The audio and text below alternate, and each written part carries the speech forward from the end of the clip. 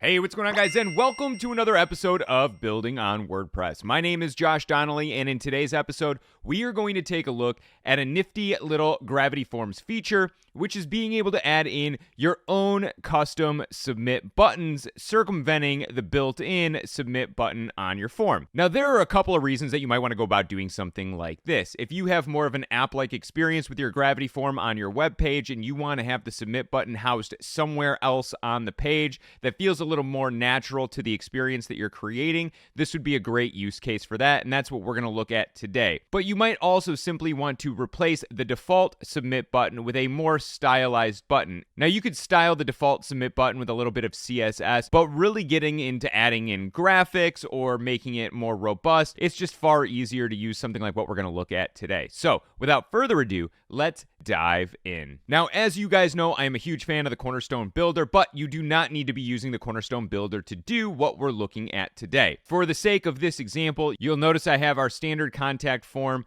on the left-hand side here, and then I've created a column on the right-hand side with a div inside that, and that div is sticky. So I kind of want this to be some instructions and a submit button instead of it just being at the end of the form. Now, this is kind of an arbitrary use case, but I thought that this might be a good example to showcase this in action. So we want sort of a call to action over here that then controls the form. And doing something like this with the standard submit button would be pretty difficult. So here's what we're going to do. Let's go ahead and just add in a headline element here, and maybe there's some instructions in here just to make this feel a little bit more real. Maybe it's something like this. Whenever you're ready, seriously hit the button here. Now let's go ahead and add in our button.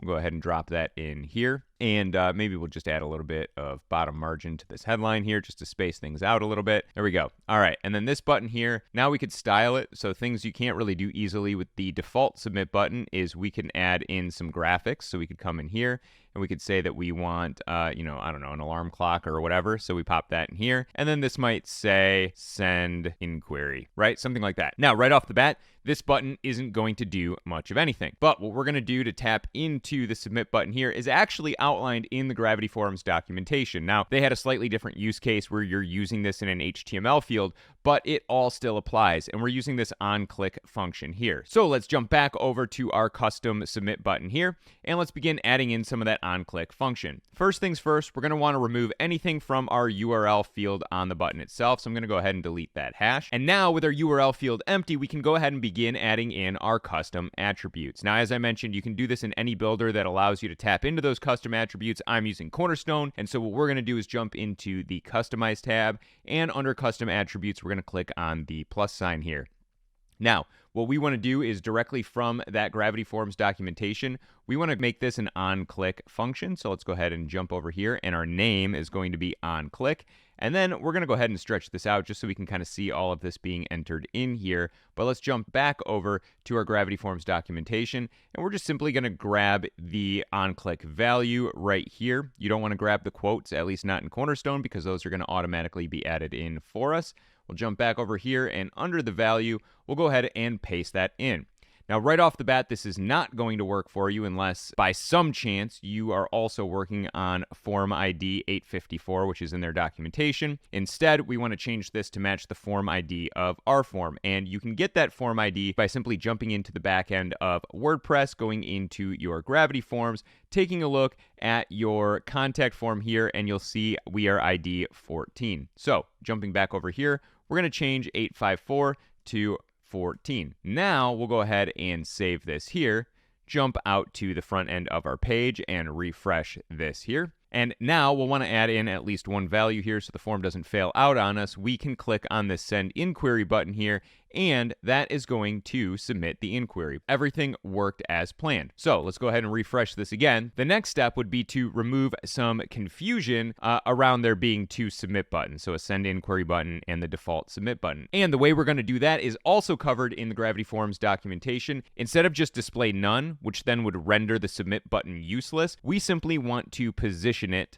off screen. So we're going to do something like this here. We can actually grab the whole thing, jump over to our contact form. Let's go ahead and shrink this down a little bit here. And then under our custom code, we're simply going to add in that little bit of CSS. Now let's just make all of this look kind of pretty here so we can all follow along. And what we want is to change that 854 to our form ID. So again, we're 14, and go ahead and watch the submit button there. As I type in 14, that submit button now disappears, which is great. So now when I jump back over to the front end and I refresh and we type in test 2 and we click send inquiry, you'll notice on the left hand side the submit button is gone, and when I click on this button here and let go, everything is looking pretty good. Now, depending on your use case, there might be one more step that you want to add in, which is if you are using an ajax submit, which is what I'm using here, versus passing this off to another page or something like that for a thank you page, you may want to add in some sort of rule to hide this over here on the right hand side. So what we can do to hide this when the ajax request goes through and receives a confirmation is to simply add a little bit of JavaScript to our page. So jumping back into the builder here,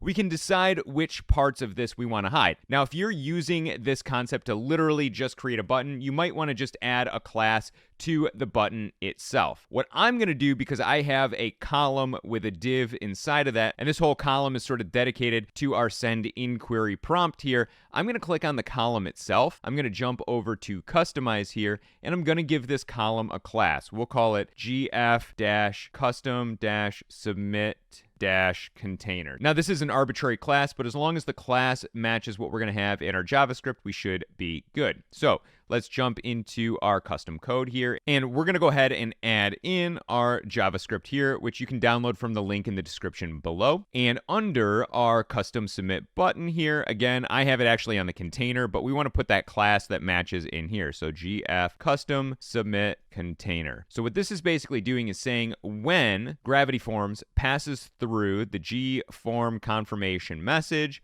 we want to go ahead and just display none to whatever our custom submit button or custom submit container is. So we'll go ahead and close this out, save this here, and jump back out to the front end. We're going to refresh our front end and add in test 3. Notice our submit button is still gone. Click on send inquiry, and now we get our ajax confirmation. Thank you for contacting us. We'll get in touch shortly, and our prompt on the right hand side is gone.